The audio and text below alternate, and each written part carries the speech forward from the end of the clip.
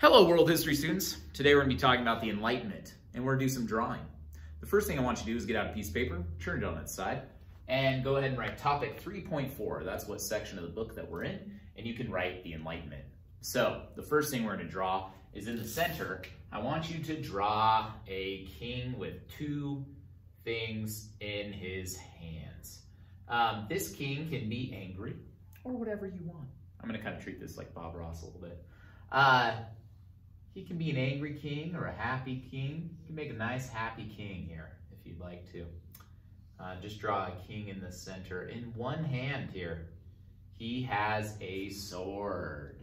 Now a sword, if you're going to be an absolute monarch, it's very important that you have a standing army, a strong military. Very important to being a happy king.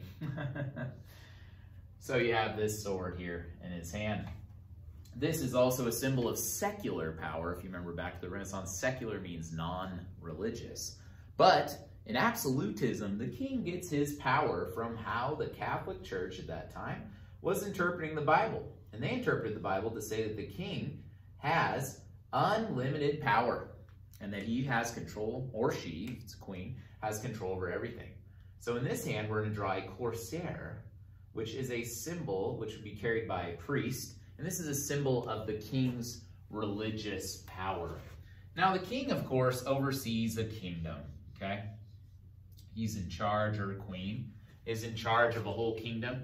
You can draw a nice little, a church here. Church was typically in these medieval cities would be one of the tallest buildings.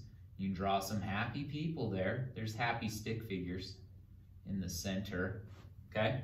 You also can draw just whatever building you want. You can put a McDonald's there if you're into that. If you're more into organic food, that's fine. Draw a little co-op there, whatever you're into. And this is his kingdom. And his kingdom has walls around it because he has to protect his people from mean bandits, okay?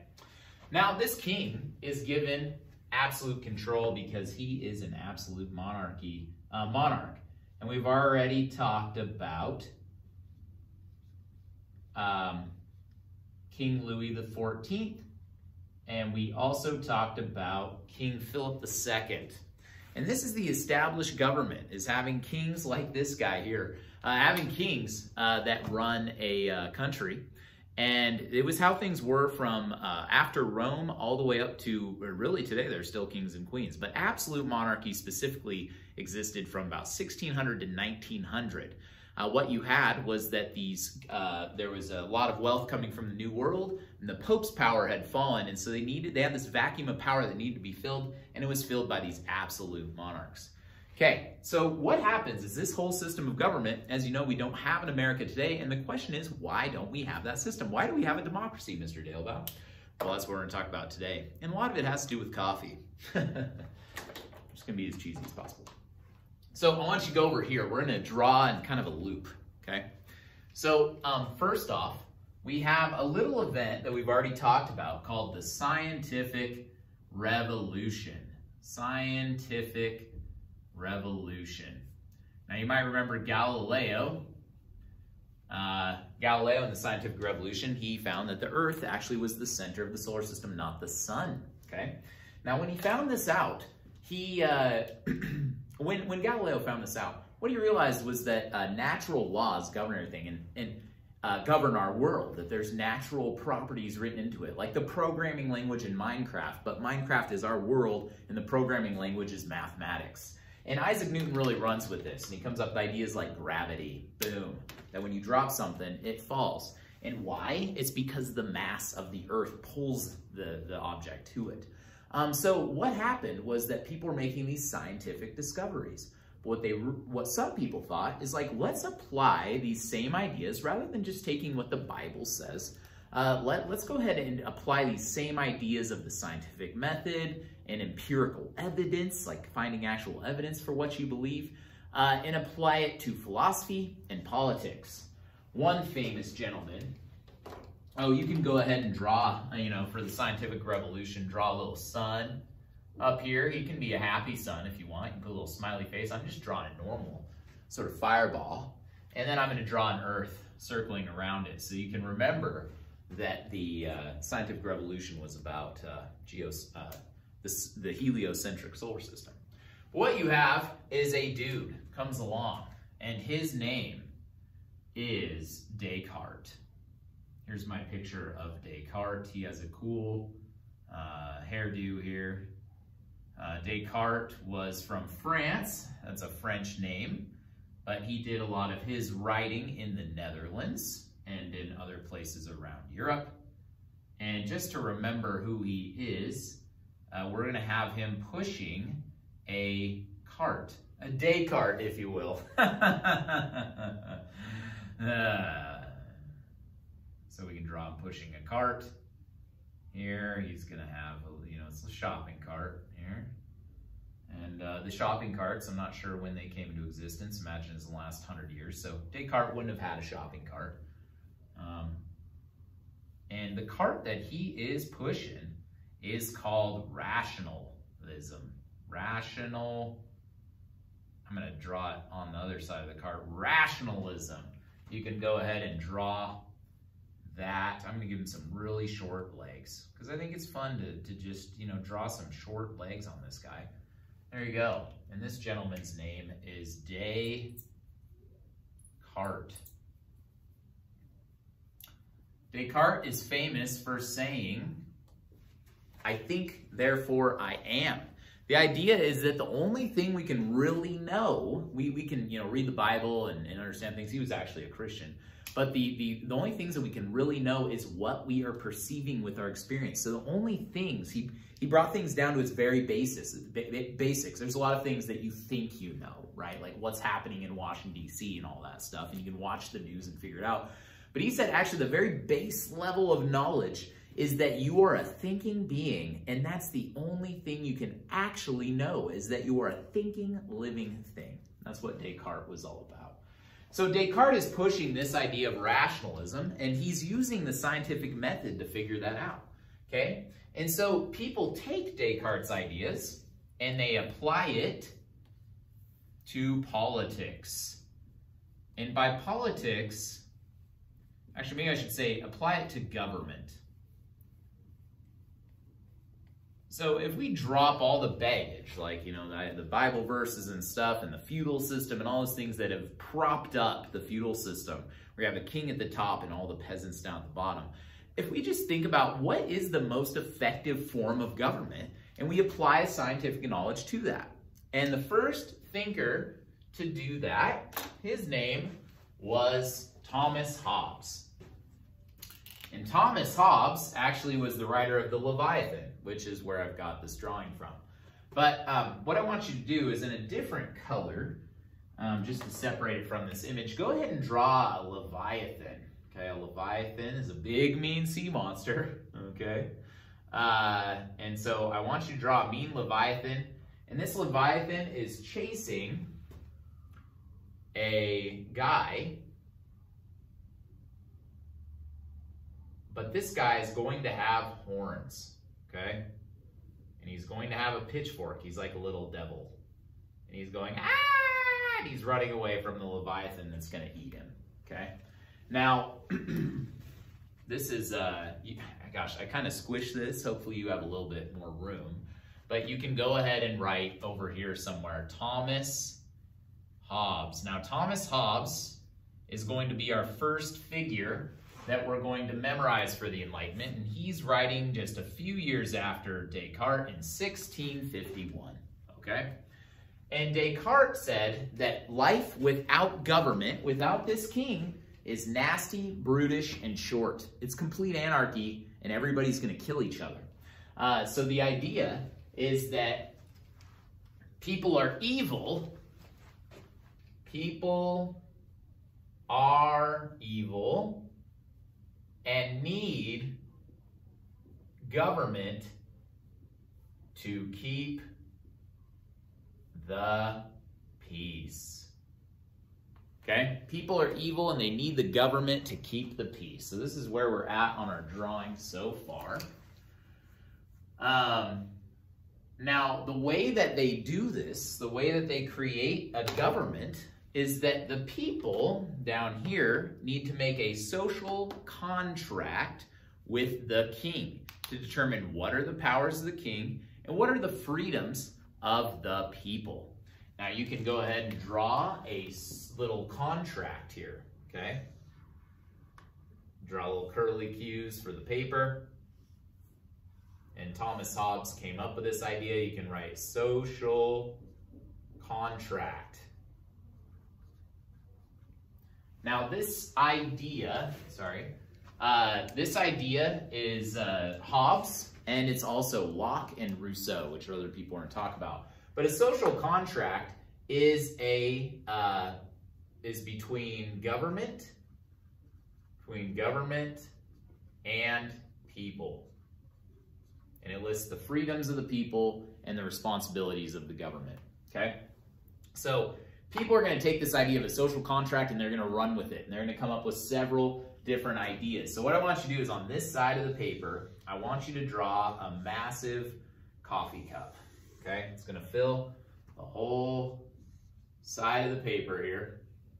And inside this coffee cup, we're going to write down all of the Enlightenment philosophers. You can put a little thing at the top, put some steam, okay? Now the reason it's a coffee cup is because what happens is during this time period, you have coffee becomes readily available in Europe. The first coffee shops start springing up all over Europe. And these people would gather at these coffee shops and they would drink coffee and discuss really complex philosophical ideas, all under the influence of the stimulant that is caffeine. And you have to imagine that for thousands of years before that, all the way back to the Neolithic Revolution when humans started planting crops, humans were just waking up and drinking alcohol in the morning because sometimes if you drink water, you get really sick. So all of a sudden we switch from drinking alcohol in the morning, which is not the most productive way to start your day, to drinking coffee, which gets people's synapses firing and gets them thinking about things differently. And it starts the scientific revolution, creates the Enlightenment, and ultimately leads to the Industrial Revolution. So we're going to put a few different philosophers in here. These are, you can write in the top of the cup here if you want, Enlightenment philosophers. Enlightenment, actually not philosophers, sorry, philosophes. P-H-I-L-O-S-O-P-H-E-S. This is a French word for a philosopher, basically, okay? I'm going to kind of rotate this a little bit. So the first philosopher I want you to talk about, his name is John Locke. Let's get a different color. I hope you guys can see this okay. Maybe I'll zoom in a bit. How about that? Oh, I can't zoom in. Darn it. Never mind. But we're going to talk, the first one we're going to talk about is John Locke. Now, John Locke, he had this idea of human rights. And every human had three basic rights. They had the right to life, liberty, and, what do you think I'm going to say? Fill in the blank. Wrong. You said pursuit of happiness. It's actually property. Now the idea is that a social contract, this idea that Hobbes came up with, that said, hey, a social contract needs to be made so that the people all have an agreed upon idea of how government's supposed to work so that they're not running around killing each other, okay? Now this guy, John Locke, he said, yeah, we need a social contract, but actually I don't believe without government, things are that bad. I don't think it is nasty, brutish, and short. In fact, I think government creates a lot of the problems that we have by having a tyrannical king ruling over us. So what we need is a social contract as chains on the king or queen so that they have limits on their power so we can protect human rights. Just like gravity, John Locke believed that these human rights were actually in our world, just the same way gravity works. It is like a mathematical property given to us by nature, and nature's God, which is the language that Thomas Jefferson uses. So we have these three rights that are locked up because this guy's name is John Locke. That's a lock. So you put John Locke, and John Locke is writing after Thomas Hobbes. He's writing in 1689. 1689. Okay. So as far as these rights go, life just means that your life can't be taken from you for no reason unless you commit a serious crime, like you're a murderer or something, then you'd have a punishment. But the king can't just kill random people, which the king had been doing. Under King Philip, in the Spanish Inquisition, people's lives were taken from them, okay? Your liberty, also, your freedoms, your freedom of speech, your freedom of press, like the ability to say whatever you want and to protest the king and address the king, and also your freedom to have, if you are caught for a crime, to have a jury that oversees the crime and determines if you're guilty or not. During the Spanish Inquisition, King Philip would just take people, throw them into a dungeon and torture them without any trial whatsoever. So you have this liberty and also your property. The king can't just come and take your stuff or take money from you unless he has a really good reason and it's listed in that social contract.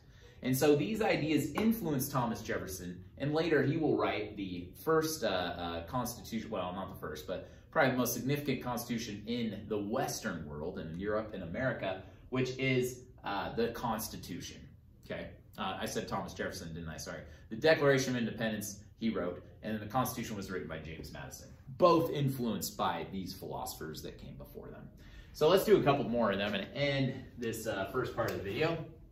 So the next one I'm going to write is, he is a French philosopher, and his name is Baron de Montesquieu.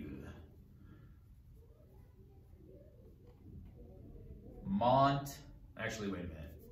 I'm going to put it down here. Montesquieu. Oh no, I forgot how to spell the last part of his name. U-I-E-U. So it's M-O-N-T-E-S-Q-U-I-E-U. Now, Baron de Montesquieu, I want you to separate his name into 3 syllables. Okay, Mont-esque-you, or a Q, I don't know. Actually, not sure how that breaks down. He believed in these 3 branches of government, that government should be separated into separate powers, okay? So the first power is the legislative branch. You can put a big L there. The second one is the executive branch. And the third one is the, that's right, Billy, the judicial branch, okay? So legislative, executive, and judicial.